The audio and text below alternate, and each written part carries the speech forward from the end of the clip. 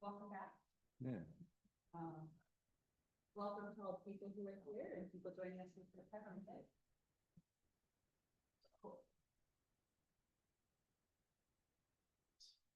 Yes, we're good now. Good. Okay. Welcome back. It's been a while, but we're happy to be back here. It's Thursday. It's October 9th. I always like to start with shout outs and thank yous. So I want to thank and give a shout out to all of our all of our ICSD and ITA teachers who are on day 101 of an expired contract and still showing up every day, putting students first, getting the year started off in a way that doesn't feel like we're on an expired contract. So the professionalism of my colleagues, huge, huge shout out to all of you.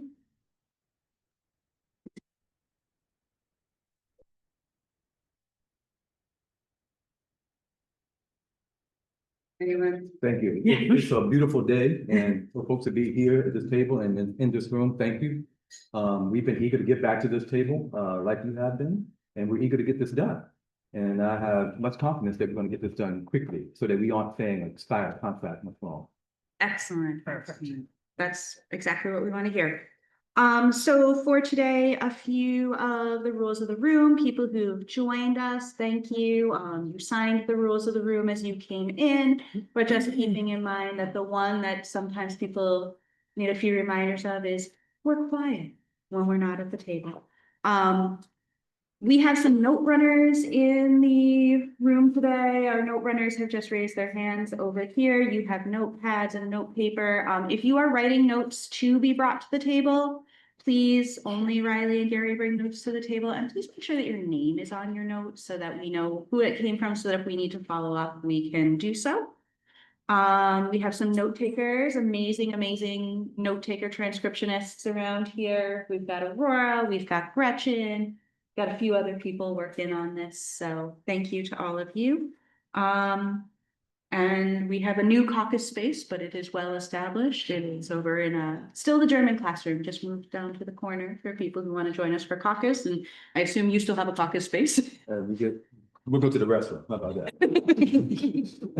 Just Bob.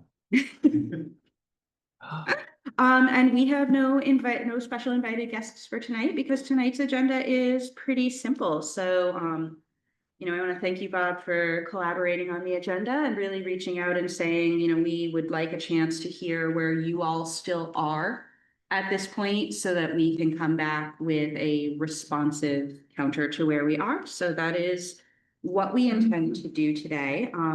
So in front of you, you have a new packet. This is our kind of slimmed down, or it's nothing new that wasn't in the original packet, though some of them have been revised for clarity and in light of the conversations that we've had. But these are for us the remaining issues that are on the table. And Bob and I thought that it would be best to go back to that procedure we used at the very beginning, where we went through the proposals and, you know, answered questions about the proposals and got the general receptivity on those proposals. Like, yeah, we're cool with that now. We have some questions. We want to talk further, or we might want to counter, or, you know, we're not interested in that at that time. So unless there's any questions, we'll just kind of get into it. Let's go. Okay. Yeah. Nobody wants to hear me read all of these. So each of them I have a friend at the table who's going to read each one of them. So I'm going to let Carolyn read our first proposal. Proposal 1, to maintain all tentative agreements. It is the will of the ITA to maintain all tentative agreements negotiated between January 2025 and June 2025.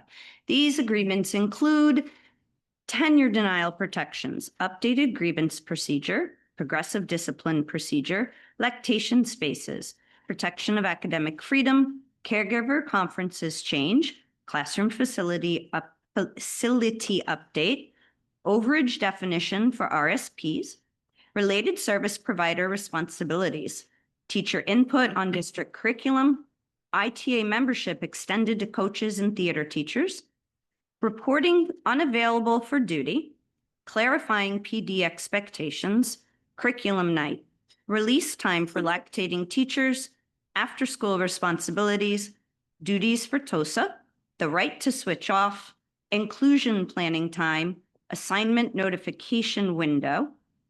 We also had union communications via public announcement and email. And we had a language change throughout the agreement, not a singular determined place, where parent meetings, parent conferences, and language of that nature would all be unified under the term caregiver meetings. Oh, and we are simplifying the general tone of language and doing away with Roman numerals. Just a comment.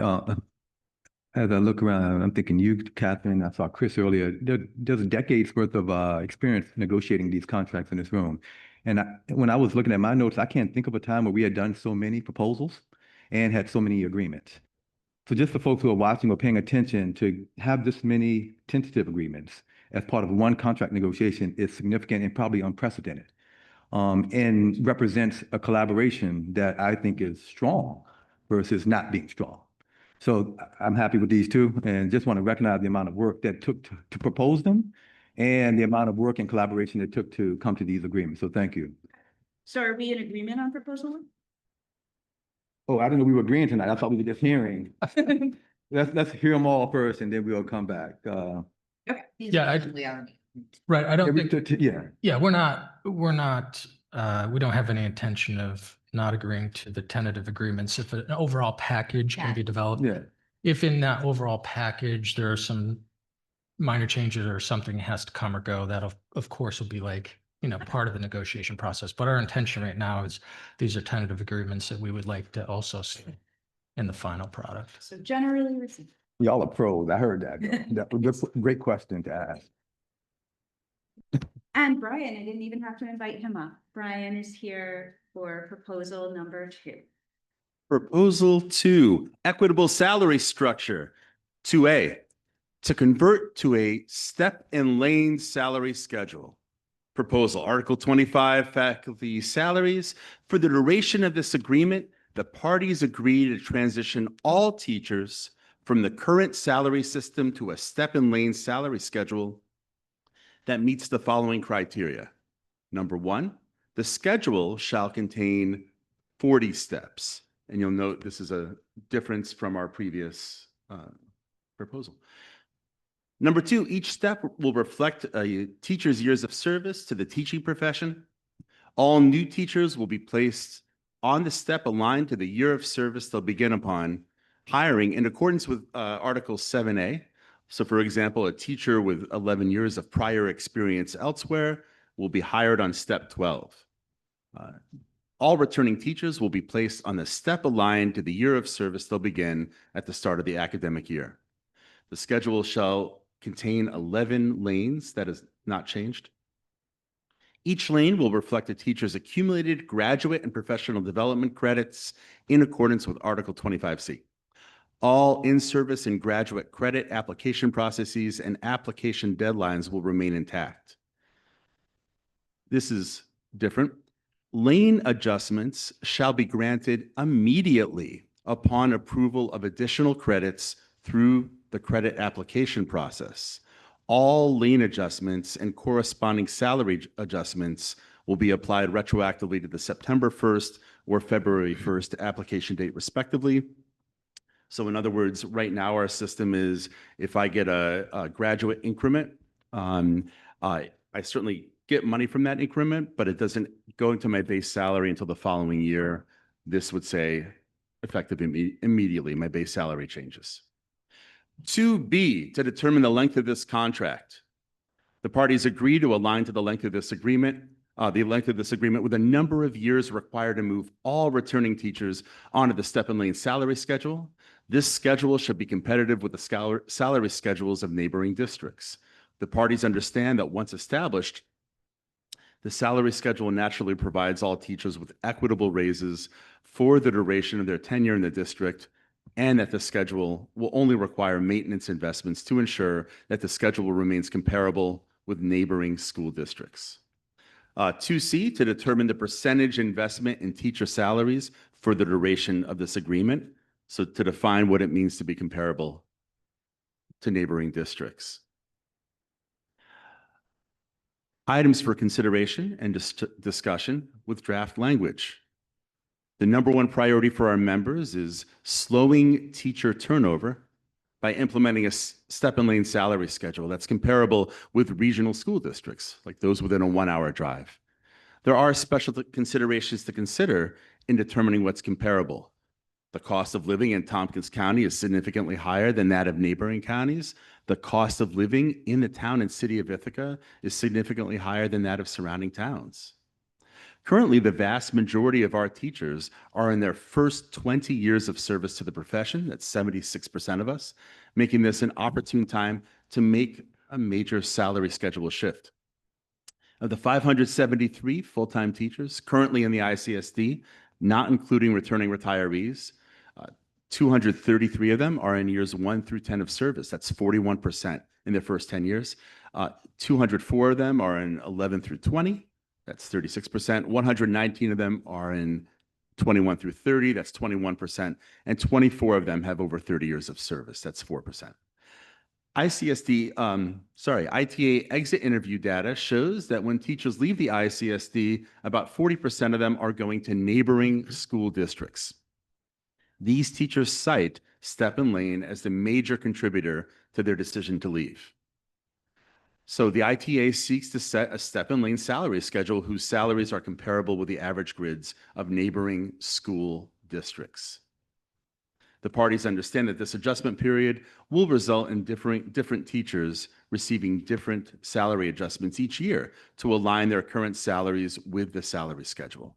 And during this adjustment period, no teacher will receive a salary adjustment smaller than, and that would be a percentage we negotiate. So we've been casually calling that the floor, and we would determine that floor. And yeah, the ITA does not seek to make this shift in 1 year and is open to negotiating the percentage and years of service associated with making this shift. To bring all teachers onto the step and lane salary schedule at a rate comparable to neighboring districts, while maintaining same percentage investments, would require an investment of 7% salary increases each year for 4 years, or 6% salary increases each year for 6 years, or 5% salary increases each year for 12 years. The ITA is open to a counterproposal that includes varying percentage over a set number of years, provided the goals of establishing a step and lane that's comparable with regional median teacher salaries remain intact. So the ITA proposes an investment of 7% per year into the overall teacher salary budget for 4 consecutive years to bring all teachers onto the step and lane salary schedule that's comparable with neighboring school districts by the start of the 28-29 school year. And we have developed, to support this, a spreadsheet containing step and lane designations for all teachers working in the ICSD for the 25-26 school year, which we forwarded to you, and step and lane salary grids for 7%, 6%, and 5%. So we have grids for all those mapped out that we've also forwarded. And we're willing to share any of the documents, we already did this, prior to our next negotiating session. And we're also open to creating new grids, provided they support an established and viable counterproposal. So if we feel the grid at 5 isn't working, we're happy to create a new grid at 5, for example. That's it. Thank you. Yeah, I appreciate the work that your team did on this. Obviously, thank you for sharing it with us. We got it yesterday, which is fine. It was no fault of anybody, but and you were right. My eyes glazed over after looking at the 4th or 5th sheet of it.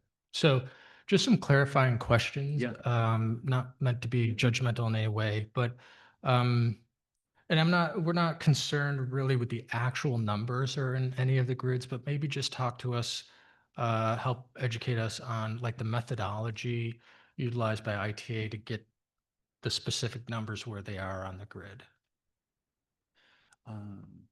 That's complex. Are you asking like, how do we know how much to raise the grids to? Are you asking like, how do we know how much to stratify the years of experience?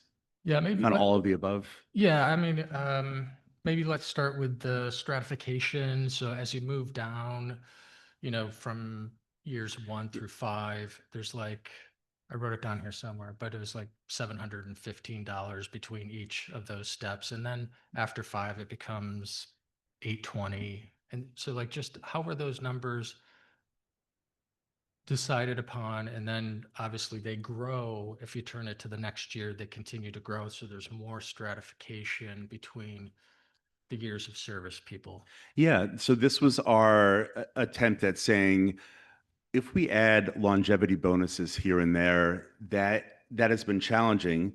We've talked about salary errors. We've talked about how longevity bonuses are prone to error. So one of the things we wanted to do was bake that into the step and lane. So the stratification, essentially, in your first few years, you might, I'm just going to pull an easy number. I'm sorry to put my hand in your face.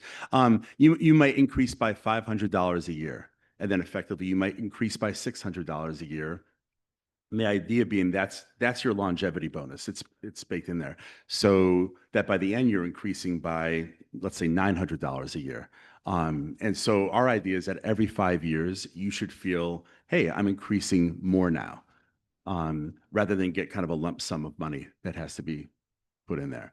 So that's the philosophy Got- behind that. yeah. Do you want Okay. the math too, or? No. Yeah. Let me Yeah, yeah. let me ask you different, because we would need to turn this over to our folks in our small human resource department to come up with a salary grid that's replicable year to year.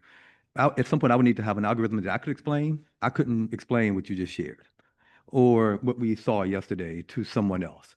And we don't want to depend on a person, you, to be able to help an entire department. And then new folks who are coming into the organization or folks who may have other questions, how to explain it. That's all. So maybe not today, but at some point, we need to write this up in a way where a layperson, myself included, could Yeah. replicate it. I think the good news is that your salary system right now, your payroll system, WinCap, has a step and lane setting. It's right in there. You hit step and lane, and then you plug those numbers in.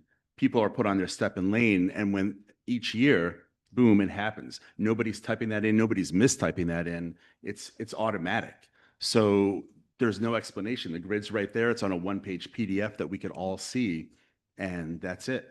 Like, I get a year older, I'm on the next step, and there it is. So it's a WinCap function. I also want to go back to something prior to your question about when Brian was talking about building in the longevity bonuses. As I was going through, if there is already a piece of our contract that talks about longevity bonuses, and my intention, and I believe it's everybody's intention, would be to like remove that language and replace, so the step and lane would replace those points. That's my next question. Yeah, there's a couple things that That would, makes sense. that we already do that we might want to change based on this, but one that we definitely don't want to change at this point is the way that we do the lanes and the in-service, because we only want to complicate one factor, not both at the same time.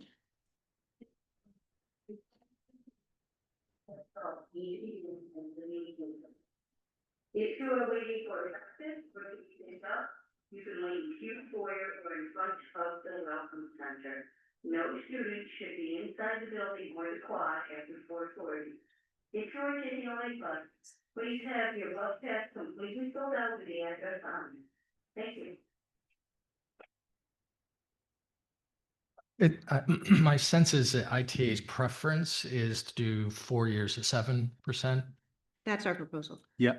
right? and our preference, yes. There's a couple bullet points that say, which caught our eye, with 5% salary for 12 years. That's, I mean, Were you serious about that? What does that mean?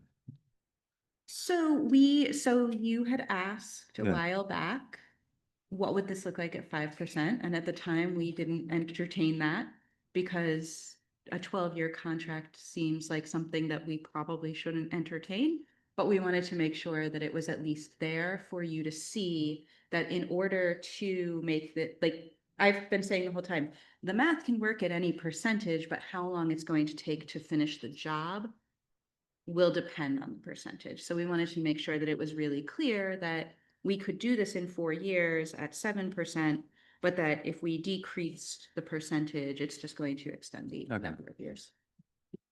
And some people like a 10-year plan, so, threw it out there. In a 4-year contract at 7%, step and lane, at the end of the 4-year contract, it would be 28, 29 step and lane, right? So we all sort of get that. What happens if there's no contract agreed to by the end of, June 30th, 2029? You maintain the 28, 29 step and lane until a new contract is ratified. People would still move on their steps because they're entering the next year, but you maintain it. And that's what is beautiful in some ways about the step and lane, is that it reduces the pressure to get those salaries done, because you know that people are going to continue to move. And that really, once we get to 28, 20, if we were to do this at 7% for 4 years, by 28, 29, you'd be looking at your step and lane in more of like a deferred maintenance mindset. How do we keep this competitive? Not how do we bridge large gaps? How do we fix the system? How do we get people where they need to be? It's just how do we keep it competitive? And I predict, barring some major economic situation that can happen, but barring something unusual, once it's competitive, it's just a matter of maintaining the competitiveness, which will be at a significantly smaller percentage than to originally get there. Like, this is a true investment is what we're asking for. Yeah, and we'll chat about how we determine competitiveness in a moment, I think. But underline if the district were to agree to a step and lane system with the provision that if there is no contract, in this example, if there is no contract agreed to in 29-30, that essentially your salary from 28, 29 is what you keep for 29-30 until there's a new successor contract. No, the grid stays the same. So I totally understand it. I Yeah, we hear got you. it. I understand it. It was like, if we were to agree to it, and I don't need an answer here, and I can almost anticipate the answer, but if the district were to agree to a step and lane system, one of the things I don't think we would want to give up is the motivation around salary to settle a new contract in 29-30, right? Some of what you're saying is, we very much appreciate from a union perspective, it's a very powerful contract for the union. It also shifts leverage from the district to the union in terms of successor contracts. Money is a primary motivator for changing other terms and conditions in the contract. And if the district were to, agree to in perpetuity raises without the ability to renegotiate other portions of the contract, it's shifting a huge amount of leverage. So there's honest concern about that on management side. And so one of the ways that we could alleviate that concern is if we don't have a new contract, that the step and lane for the following year has not yet been established, therefore salaries freeze as of June 30th, 2029, in this example. Tammy, is that common for other school districts that have a step and lane? Not the ones that I represent. They all, in fact, when I was teaching, I was at Waverly, they have a step and lane. We had gone beyond a contract and everyone moved. I mean, Yep. the raises are very minimal. It's not. Bob, you're not asking for a response right now. Yeah, right. You're No, we're just positing. noting. this Just as an idea. positing, The shift that we're making. I'm foreshadowing or projecting one of the concerns of ours about agreeing to a step and lane. All right. And if we can get around that, that alleviates that one concern. The other, and again, this is not in any way judgmental, appreciate very much the work you put into it. One of the things is trying to determine competitive salaries, right? I've never liked comps in all the negotiations that I've been doing since 1997. I don't like it at all. And I've actually argued for higher union salaries in various contracts in the past. So it's not that I'm, anti-union or anti-salary increase. But using comps means that we don't have a seat at the table in our neighboring districts when they negotiate contracts, right? And additionally, in almost all of the neighboring districts, the money comes from the state. 75% of our money comes from local taxpayers. Whether you own a home or you rent, you're paying school property taxes.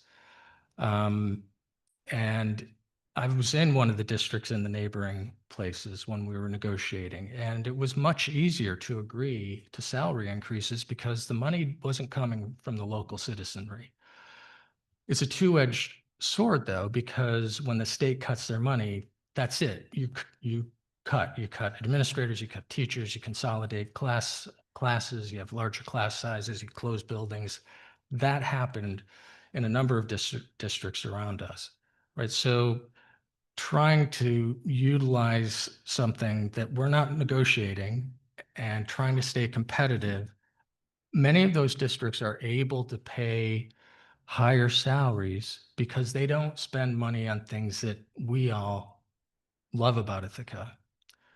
Lower class sizes, a lot of aides and assistants, a lot of extracurricular activities, a lot of classes at the high school in particular that aren't offered anywhere in the nation, quite frankly, when you're talking about chaos and fractals and some of the things that we offer here. So again, trying to agree to a system that ties our salary schedule to other districts who don't have the same, how do I say it? The same constraints we do in terms of where the money comes from.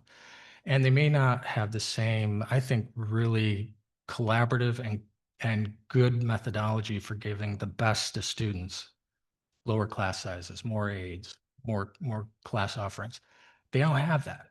So tying it to that, you can see the angst in doing that, right? So how are we going to decide what's comparable? We also understand that neighboring districts, however you define it, are competitors. They try to poach our teachers all the time. So we want to try to combat that too. I think that we can say when 40% of them are going, the other districts aren't trying to poach, they are poaching our teachers. Yeah. And I'm looking at 76% of our current staff being here for fewer than 20 years. And granted, like your first 5 to 10, you're more likely to leave because you haven't established the roots that you have. You haven't really like entrenched yourself in the culture of a particular place. But I believe that now is the time, because if we're going to be able to keep people here for their entire careers, and we know that everybody in this room knows where we are landing salary wise with our competitors within a 1-hour drive, we already see people. And when we talk about, this number here that we were just reading, Catherine and everyone, these are people with years of service. We have a number of people with like 25 years of service who are here in year one. So when we talk about people leaving after a short amount of time, the numbers are much more dire. It just struck me when I read that part of the proposal. I stopped counting at 33 different school districts within an hour, which, as I'm thinking about how we would put together a comp sheet, that would be somewhat impossible to do. And going back to the number 7777, I go back 18 months, and I think I said that number here at this table as what I was hoping we would be able to do. Now, that was prior to a budget going down and a bunch of other stuff, but that number is significant because I want that number too. Mhm. And I know that that type of an investment would keep us from having a conversation about competitors. So from my perspective, like I hear and I appreciate what Bob shared, like we've been successful settling contracts by not getting into this comp conversation. And if we just invest a significant amount of dollars into our overall salaries, then we don't have to worry about that anyway. So I just want to say that for the record, because if we're talking about those kind of numbers, and if we come back to you with some numbers, one that I had already wanted to do, or some numbers that are close to what you wanted, then let's move this conversation about comps, because I remember my first negotiation, we spent months just talking about comps. We got to a place where we couldn't figure out comps. So, 101 days is a long time. I don't want to spend one more day talking about comp, when we could just talk about how much money we're investing. I was gonna say the counter that you show us will give us, Thank you. will give us a money amount that will help us know whether or not we feel this is comparable, and we don't, I'm not married to including the word comparable in the proposed Thank you. language. That's- I want to see something I got that you. is comparable. Yeah.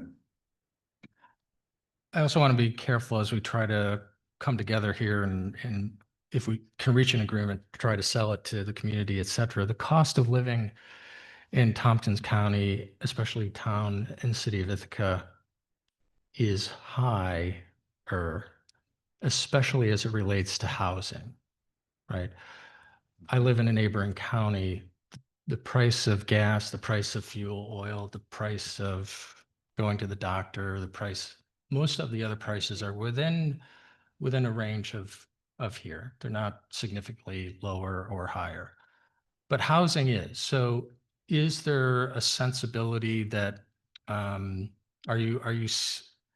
you mentioned the cost of living in Tompkins County as one of the reasons for the need for higher salary, but for teachers that don't purchase a house in those particular areas, for example, or don't rent in those particular areas, are you suggesting perhaps the need for a residency bonus or something like that? Or is it like whether you live in the city of Ithaca where the cost of living is higher because of housing, or you live in Newfield? We pretty consistently hear, we would love to live here and we can't afford to. So that's not, we have not considered, if we had wanted that, we would have brought it 6 months ago. But you're open to a counter that may have something. I mean, you're gonna give us a counter and we're gonna see what it says, so. All right. I don't know that that would be something I would put a lot of time towards, though, if I were in your seat. We're gonna steal that, use that next time, Bob. What are we doing? What? What you just said. I don't think that's something we're gonna put, we should put a lot of time into. Also, no. Any other questions about the parts of proposal 2? Okay. Actually, I was just curious on the 40% number for neighboring districts. Is there a what is the 40% of teachers that have left? Is that over like a 5-year time frame? Is it? We break it down like per year. So of the exit interviews that we do, which we don't catch 100% of our people, but of the ones that we do each school year cycle, we're consistently for the past few years have seen about 40% going to neighboring school districts. All right.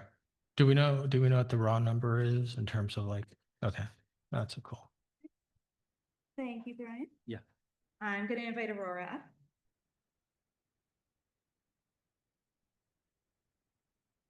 To talk about proposal 3. Hi, I'm here to talk about proposal 3, family leave for working families. This proposal is near and dear to me because I am soon to be a parent in late February. Thank you. Okay, amended from its original presentation on 5/22/25 to alleviate district concerns that the original proposal only considered new parents and not those caring for the elderly or other family members.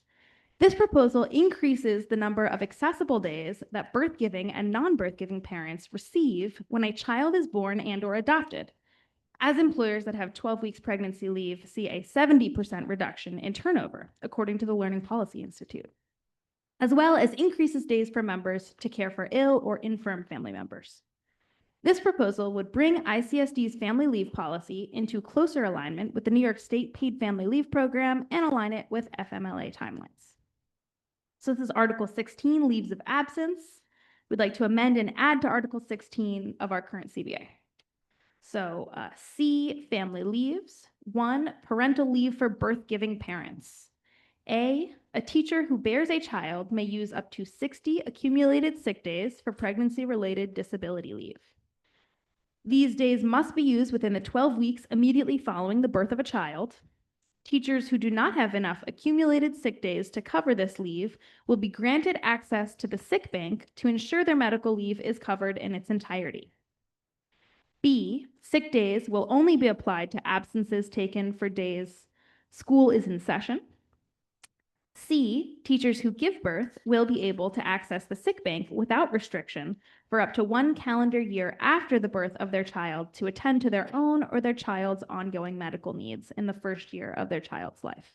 And this is addressing one of the big issues that we've noticed is that folks use up all their sick days and then have a baby and get sick, or their baby gets sick and then they feel like they have no options. So this is addressing that problem. Number 2 is parental leave for non-birth giving parents. A teacher who is a non-child bearing parent may use up to 30 accumulated sick days following the birth of a child, adoption of a child, or non-emergency placement of a foster child as parental leave for the purpose of family bonding. B, sick days will only be applied to absences taken for days school is in session. C, these days do not need to be used consecutively. D, these days must be used within 1 calendar year of the birth, adoption, or foster placement date. And E, if the use of these days will require 10 or more consecutive days of leave, the teacher must apply for a short-term parental leave with the Human Resources Department. And then number 3 is family leave. So this is that new part. A teacher, which I think, Bob, was actually your idea. A teacher who is required to care for a family member who is experiencing any FMLA qualifying event may use up to 30 accumulated sick days for family leave. These events include but are not limited to caring for a child incapable of self-care because of mental or physical disability, caring for a close relative with a serious health condition, assisting loved ones when a family member is deployed in foreign country on active military service. C, sick days will only be applied to absences taken for days school is in session. And D, a teacher may use family leave only once per academic year. Otherwise, other extended leaves need to be applied for. That's the whole proposal. Thank you. A quick question. A teacher who bears a child may use 60 accumulated sick days within 12 weeks, right? But a teacher who is a non-child bearing parent has 30 days that they can use for 12 months. Mhm. So there's like childbearing, you get more days, but have to use them in a much shorter time frame. Well, so we currently, this is for the pregnancy-related disability leave portion of that. If someone who has given birth has a very different personal medical situation than someone who has not given birth. Right. So that's why it's within that first part. And it's similar to the way that we currently treat our birth giving parents. This is just asking for a longer number of days. Aligning with the 4th trimester. Yeah, aligning with the 4th trimester. And I think part of the impetus of having the non-birth giving parent being able to split them up is that, well, A, they might not need to take a longer leave, and B, if we have 2 parents who are both teachers in the ICSD, I mean, we have multiple, families like that, then they can stagger it. So that will make it easier for ICSD to not find 2 subs at once, but also makes it easier on the family to have more time at home with the baby. In your exit interviews, was there any data that, I don't know if you asked about this, was there any data associated with, one of the reasons I'm leaving is there was not a good, FMLA or parental leave here in ICSD? Yes, as someone who's conducted a lot of these exit interviews, it definitely comes up. It often comes up in a conversation about respect and not feeling respected, especially the distinguishing between vaginal births and C-sections is something that people find really disrespectful and really dislike in our current contract. So it's often not like a primary reason for leaving, although we do know of some caregivers who have left specifically because of our family leave, but it's brought up a lot. People definitely mention it. And when doing exit interviews this summer, where folks knew what we were asking for, people were like, if we had that family leave policy, I think that would go a huge way towards feeling more respected. I think that also I don't have any data to support this, but I would be really interested to have conversations with the people who who gave birth, started on their medical disability, then started unpaid childcare, and then just never came back. Whether a more substantial policy at the beginning might have affected that, but I have no evidence to support it. It's just a hunch.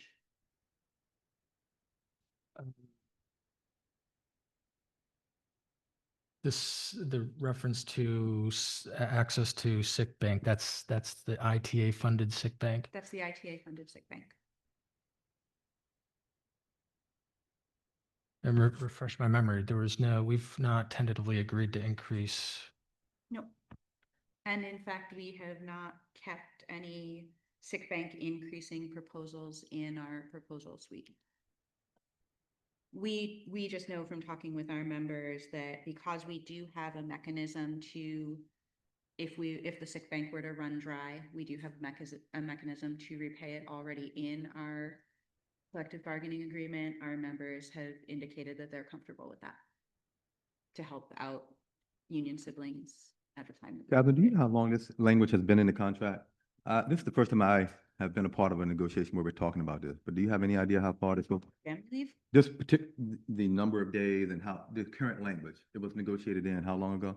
I could look it Just up look- for you. Yeah. I'm sharing that. Thank you, Aurora, for sharing. Yeah. When I hear, and I'm in a unique position being in the role I'm in, and when someone says the district is being disrespectful, typically look at me for some reason. And I did not negotiate this. I'm learning about this daily, and I want to do as much as we can to make sure folks are respected. But please, when looking for someone to say disrespected me, I'm just hoping folks know this goes back decades, this language, and it's time for us to look at it again. Absolutely. Yeah, Strong agree. we'll bring back the information about when was the last I'm time just this was curious. negotiated. Curious. Yeah, we'll dig for that for next week. Thank you. Anything else on this particular proposal?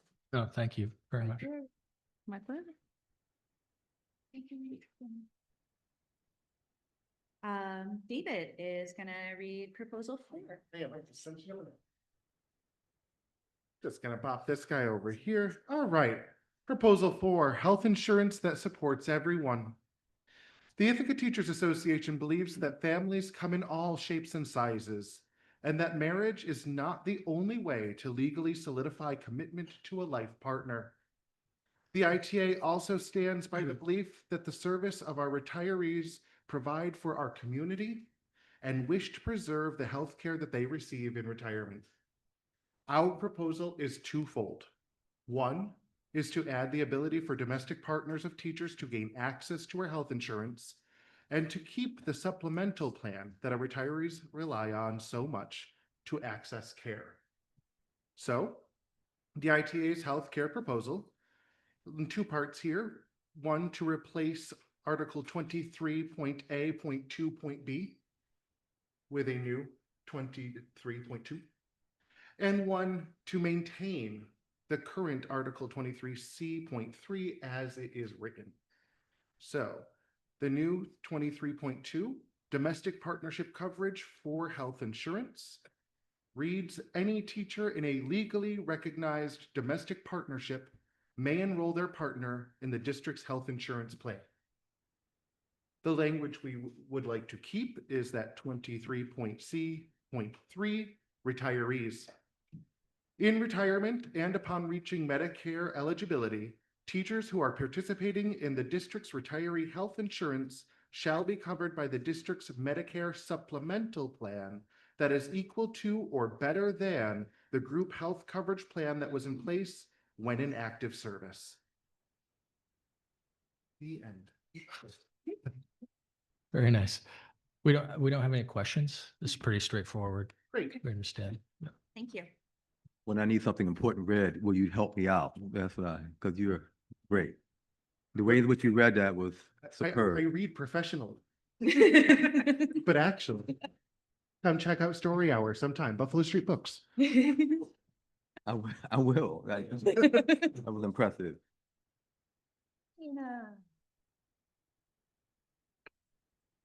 Hi. I'm here to read Proposal 5, which is the cost of living adjustment for all non-salary hourly pay rates and work stipends. The proposal is that all additional pay rates for hourly and stipend work will receive a cost of living adjustment, otherwise known as a COLA. This increase of 2% per year for the duration of this agreement. Successful annual rates to be computed once a length of agreement is agreed to. This pertains to the following rates. Article 22.d, fail to fill substitute coverage. In our 2019 to 2025 rate, we're paying $1 a minute.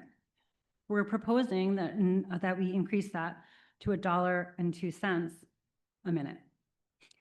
25.6, leadership differentials. DLs with 5 members and curriculum heads earn $2,362. Our proposal is for that amount to be adjusted with the 2%, so DLs with 5 members and curriculum heads to $2,409. DLs with 4 or fewer members, $2,696.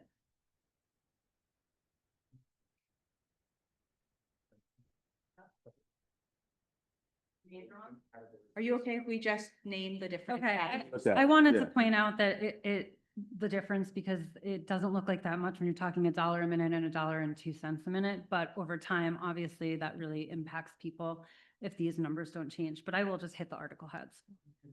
Big impact in some of those. Right. Great. Yes. Okay, so 22.d, fail to fill, substitute coverage would be covered. 25.6, leadership differentials. 25.7, in-service workshops. 25.g.4, steps for coaches. 25.g.9, facilities manager stipend. 25.g.10, athletics compliance officer. Thank you. There, I can read.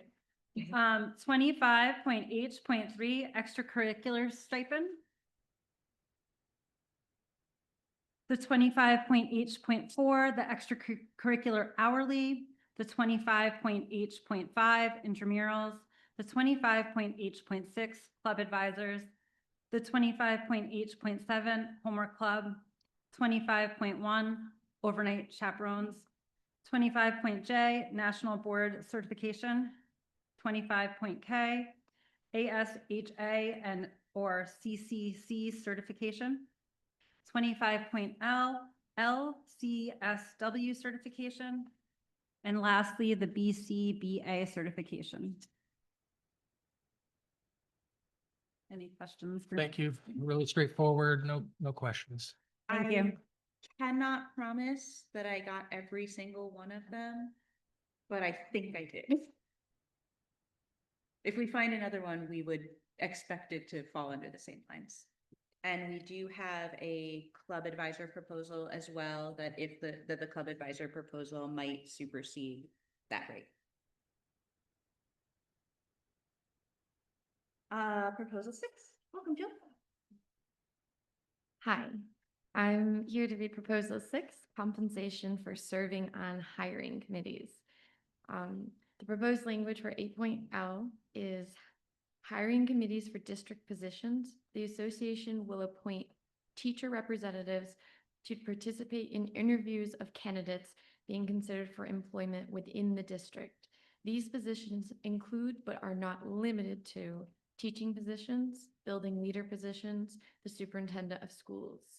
Teachers who serve on hiring committees will be compensated at the personal professional hourly rate for all meetings of the committee that take place outside of their regular contracted hours or during any day school is not regularly scheduled to be in session.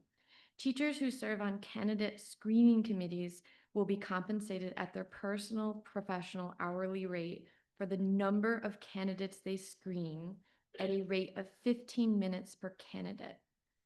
2, hiring committees for building leaders. The superintendent will ask the association for teacher representatives to serve on committees established to interview candidates for any building level or district-wide administrative position. In event that a building leader will be appointed via internal transfer, the superintendent will provide the affected staff the opportunity to meet with the proposed administrator and provide input to the superintendent before the transfer is made public. In the event of a new building leader being hired, the affected staff will have the opportunity to meet with the administrator before the hiring actually occurs, and the staff will have the opportunity to provide input to the superintendent. The association president will be invited to any such meetings. And the third one, hiring committees for superintendent. The Board of Education will ask the association to appoint teacher representatives to serve on committees established to interview candidates for superintendent. The teachers appointed will comprise of at least 1/3 of the committee, be limited to no less than 4, and jointly develop with the administration or the Board of Education the questions the candidates are asked. And for people who have not read this section of our contract closely before, the only new language here is in 8L1, the 2 paragraphs about compensating people for their service on hiring committees. Everything else already exists either in practice or in current contract language. It's just reoriented a little to make it more clear and easy to read.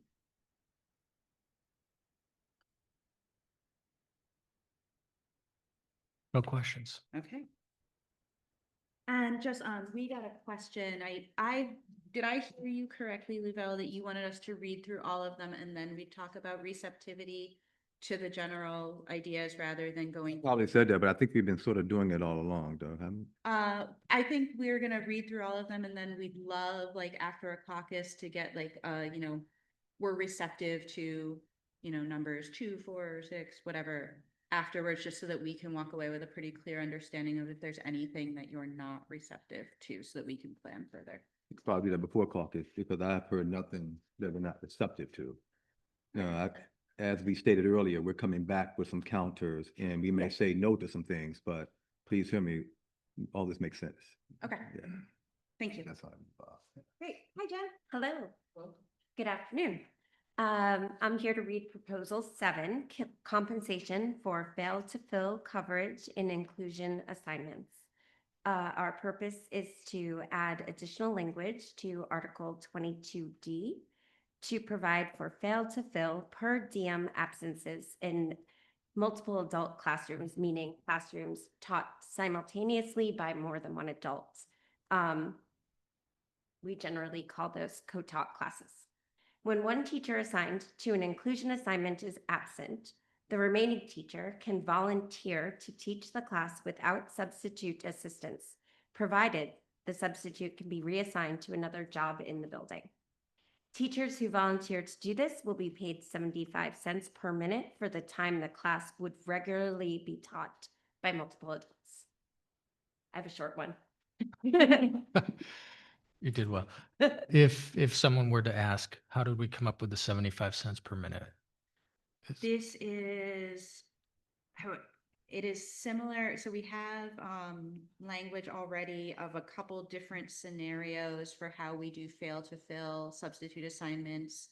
Yeah. When you're doubling up, when you're splitting a class, when you're changing your assignment for the day, and this is like right in the ballpark. Those range between Gotcha. $1 a minute to 50 cents a minute, depending on the different circumstances. So it's right in that ballpark there.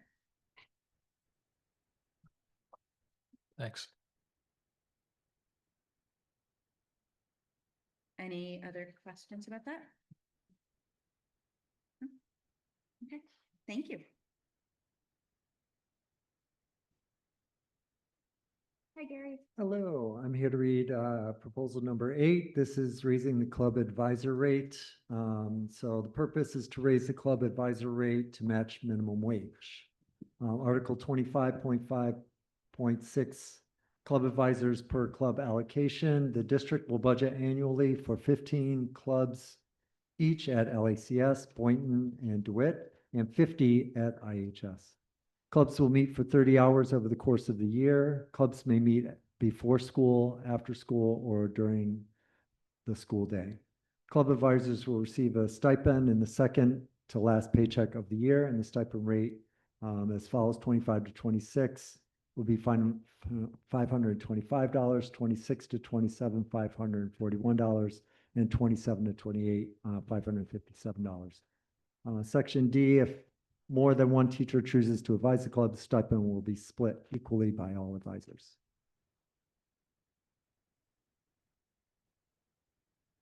Makes sense. Okay. I added in here, and when we come back, we'll talk more about it, but the district will budget annually for at least 15 clubs, and each, I haven't been here so long, I've gotten caught with if we want to do more than 50, which I think at the high school, we do more than that each year.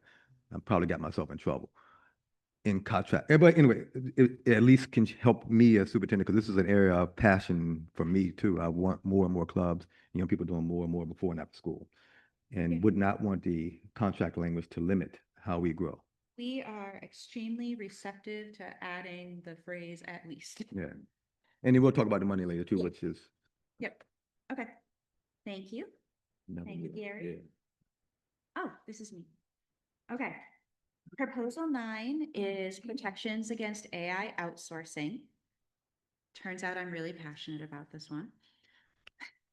Article 10 PC, the transfer of ITA work and district programs. The district recognizes and supports teaching, learning, and student support service, recognizes and supports teaching, learning,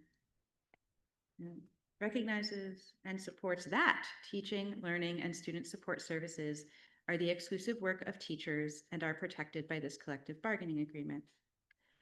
We already worked on some 10P A and B language and came to some tentative agreements. It's item C that's still on the table, the use of artificial intelligence.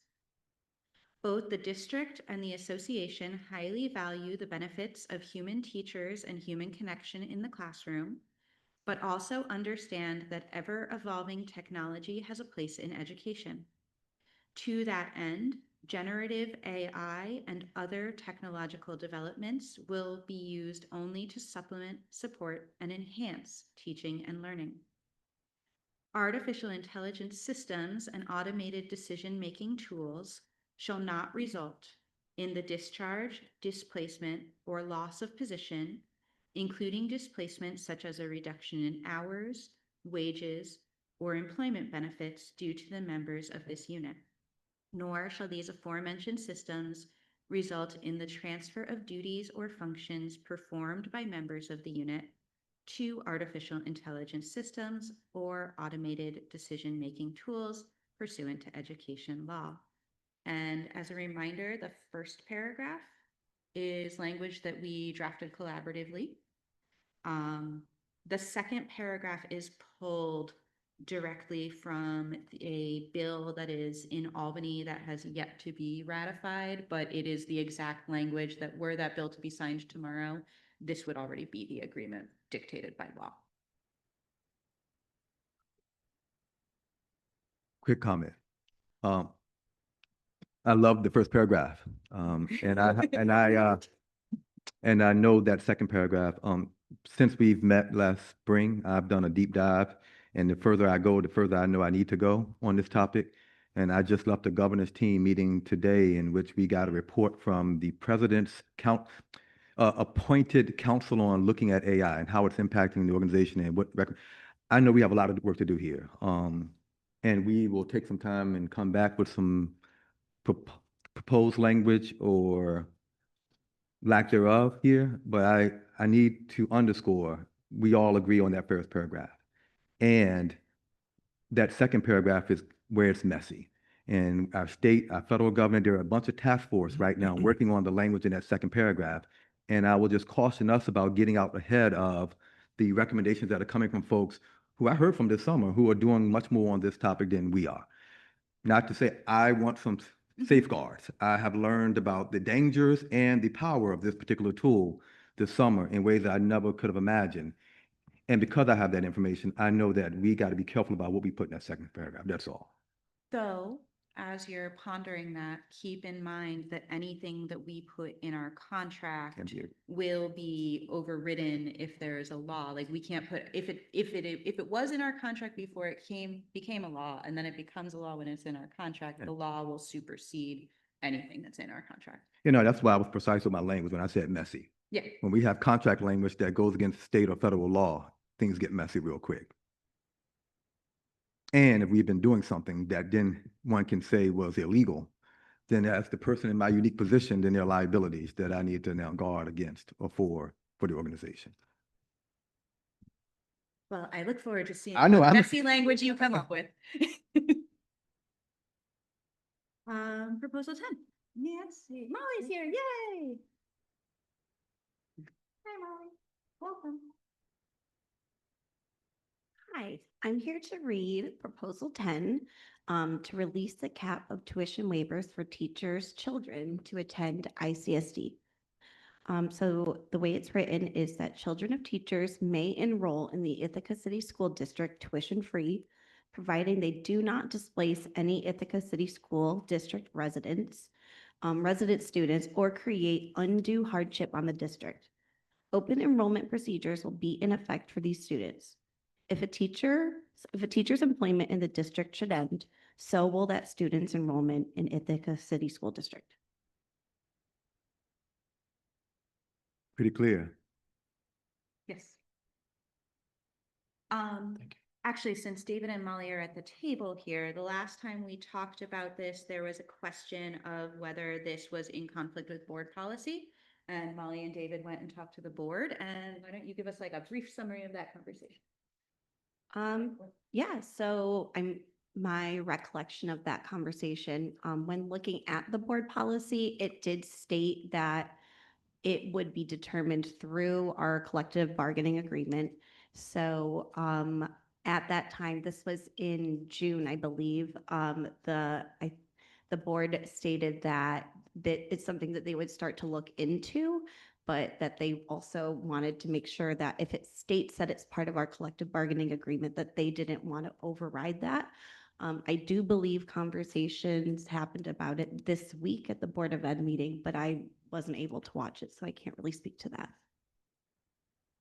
But yeah, so there was a question of whether or not we could negotiate it, and we've gotten Okay. it all clear. Great, Thank you. thank you. And Meg, come on up.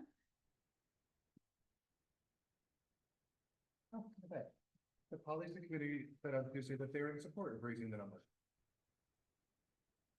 Raising the number or releasing any kind of cap? Those are two different things. That is the real question. All right. My note. My note says. I wish somebody would pass me a note about that. Luckily, they video their meeting, so we could all go back and watch them. I know. That question hasn't been answered, that's all. Hi. I'm the librarian representing the librarians. This proposal 11 is the scheduling of teacher librarians. Each article, so scheduling of teacher librarians, each school building will maintain a minimum of 1.0 FTE for either a teacher librarian or library media specialist. Each librarian's yearly schedule will be created through mutual agreement to best meet the needs of the building. Each librarian's daily schedule must include a duty-free lunch period, a daily preparation period for preparation for instruction. That's standard for teachers.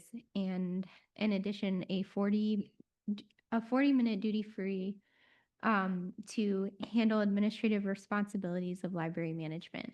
Librarians will not be assigned to supervisory duties or teaching assignments outside of the library or library tenure area without mutual agreement.